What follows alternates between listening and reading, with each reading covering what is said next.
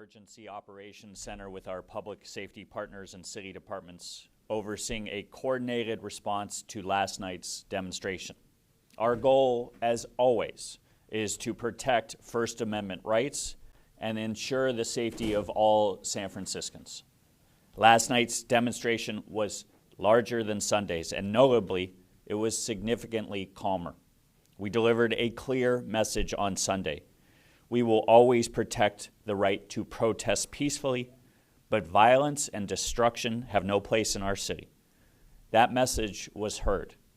Throughout the day and night, I was in close contact with organizers of the demonstration. I want to thank them for their leadership and their commitment to keeping the event peaceful. As the march was ending, when most participants had dispersed, a small group broke off and began damaging property. Our officers responded swiftly, made arrests, and ensured the area was secured. Vandalizing local businesses with hateful language, damaging property is unacceptable. When that happens, law enforcement will take action. I know there is fear and anxiety in our communities. As mayor, I will always protect your right to make your voices heard peacefully. And I will always work to ensure that every resident feels safe in their own city. I want to thank our public safety and law enforcement officers for their effective and professional response.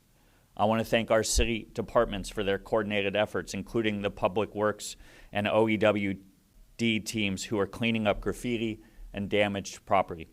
And I want to thank the community members who raised their voices peacefully and powerfully. While we keep our city safe every day, and we will manage these incidents as they arise, the work of the city continues.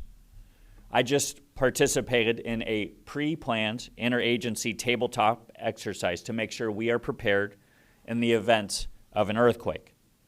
And today, I am introducing legislation to tackle the enduring challenge of RV homelessness with compassion and accountability. No child should grow up in San Francisco forced to live in a car, and no parent should have to raise their children in those conditions. We must give families a better option, and we must provide clean and safe streets for our communities and small businesses. That's what this plan does. This legislation puts in place citywide parking limits of 2 hours for oversized vehicles. We will prioritize housing and services, expand outreach, and conduct enforcement. RVs across San Francisco are affecting neighborhoods, public safety, and most importantly, people's lives. We are changing that starting today. I'd like to introduce SFPD Deputy Chief Derek Liu now.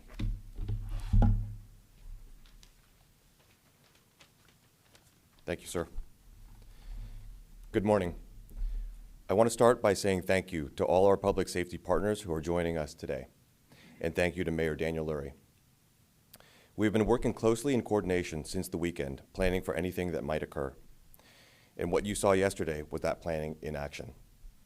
I want to continue to make it clear that everyone has the right to protest and exercise their First Amendment rights in San Francisco.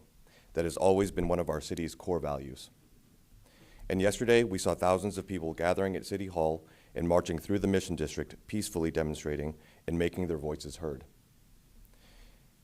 Thank you to everyone who showed respect for your community and fellow San Franciscans. That is your right, and the SFPD will always work with you. I also want to thank our officers who have been working hard over the last 2 days. Many are working long hours. You have shown the utmost professionalism. Last night, however, was not without any trouble. As the crowds dispersed, some smaller groups splintered off and began engaging in vandalism and property destruction. As we've said over and over, this kind of behavior has no place in our city. Around 10 p.m., we issued a dispersal order after multiple individuals committed vandalism, destroyed property, and obstructed traffic around Market and Van Ness. Our officers encircled roughly 80 individuals and made arrests, which assisted us in immediately taking control of the situation. Throughout the morning, we will continue compiling our arrest numbers and have a full tally by the end of the day. This small group of individuals does not represent the thousands of people yesterday who were peaceful and respectful. I want to thank our public safety partners who assisted us last night, including the San Francisco Sheriff's Office and the California Highway Patrol. We will continue over the days and weeks to come to coordinate and prepare for anything that may occur. Make no mistake, we are ready for anything. Finally, I want to tell our immigrant communities that we support you and we are committed to building trust with you. If you witness or are a victim of a crime, you can come forward to the SFPD without fear. Immigration enforcement is the federal government's job. It is not the responsibility of the SFPD, and we have a long-standing sanctuary city ordinance in San Francisco. Again, I want to thank our officers who are working hard every single day to make our city safe. Thank you. I'll turn it over to Assistant Sheriff Carter. Good morning. The San Francisco Sheriff's Office first wants to thank Daniel Lurie for his direction and clarity in public safety, and also for our San Francisco Police Department for working alongside of them in this effort. In order to facilitate people's First Amendment rights for activities scheduled for City Hall and the Mission District, the San Francisco Sheriff's Office has done two things. We've activated our emergency service unit and special response teams and provided vehicles for transport to booking at the county jail, where the people were processed at the jail. Many were cited and some were arrested. Those numbers will be forthcoming. We just really appreciate the opportunity to be out here in public safety, working for the public. And again, we thank the mayor for his efforts.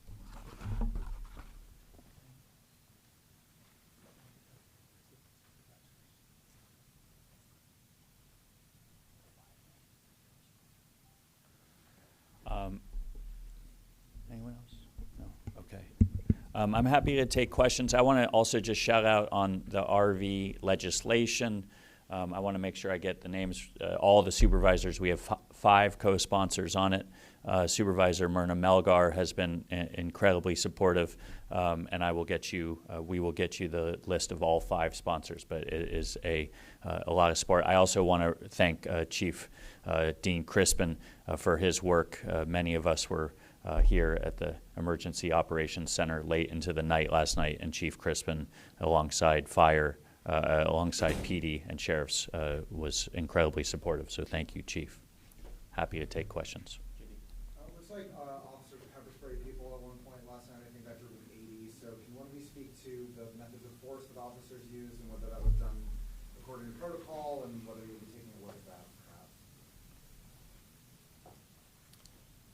So what I can say is we did deploy less lethal munitions in response to what was going on at that moment in time. I don't have details on that. This is now the second night in a row that we've seen some of these peaceful protests turn somewhat violent. We saw a very similar pattern down in LA before federal authorities were deployed. So how closely are you watching that, and what are you working on to possibly prevent the increase of federal authorities in San Francisco? Oh, I think last night was much calmer. I think it was much more coordinated. I also really appreciate the organizers of the protest. There was no conversation with anybody on Sunday night. Last night there was, and I also want to applaud labor leaders yesterday who had a demonstration and a protest that was all peaceful during the day. We had multiple protests during the day that were peaceful. So I think we are showing the country how you can do this in a peaceful, respectful manner. So I thought we were much better coordinated last night, and it was eventually much calmer than the night before. So for on the RV issue, it can be challenging to have somebody who really that's their only possession for many of them. That's their home, and that's how can the city incentivize people to give up that safety line for what they often say feels like temporary housing? Yeah, we're going to lead with services. It's a great question, and that is what this legislation does. It leads with compassion. It leads with services. It leads with places where people can live. I have seen the conditions, though, also of those RVs, and many of them are not conditions that are suitable. And so really our legislation, and Kunal is here and can answer those questions as well. Kunal, you want to give a little color? We understand that pairing this 2-hour parking restriction requires us to partner with the families, elderly folks who are in RVs to have a better situation. So we're adding additional outreach capacity, additional housing capacity with new rapid rehousing and interim housing solutions. We're also pairing it with the vehicle buyback program, recognizing that this is often a person's only asset so that they're compensated for it as we help them get a path to housing. Does this legislation include any safe RV parking sites or anywhere where those who want to stay in can stay in there? I'm gonna let Kunal answer that question. I just want to also thank Supervisor Mandelman, Supervisor Engardio, Supervisor Dorsey, and Supervisor Sherrill, along with Supervisor Myrna Melgar, for their leadership in co-sponsoring this legislation. And I'll let Kunal answer that question. We've had the experience of trying a safe parking site here in San Francisco. It wasn't particularly successful. It was the most expensive and least effective homelessness support intervention that we've had in recent memory. So we are looking at a more comprehensive solution that pairs this 2-hour parking restriction with offers of services and housing and a vehicle buyback program that we believe are more comprehensive so we can help those families get to a better situation. As the mayor said, our goal is to provide a more permanent solution. Raising a child in an RV is not even the best answer for families, so we want to help everyone get to a better solution, and that's what this plan is intended to do. What's considered oversized? There's a definition in the vehicle code that we go through in the legislation. It's by, over 20 feet, 7 by 7. And so that is spelled out in the legislation of what vehicles this applies to. Again, our goal is to address the large and oversized vehicles that are proliferating across San Francisco. Our team have done a detailed census to take inventory of all the vehicles that are here today and to make sure that we're able to both support those folks who are currently in vehicles and have a situation in the future where vehicles would be subject to that 2-hour parking restriction.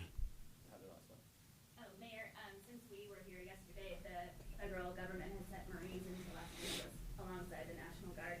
Any indication that such things will be happening here? Have you heard from federal authorities?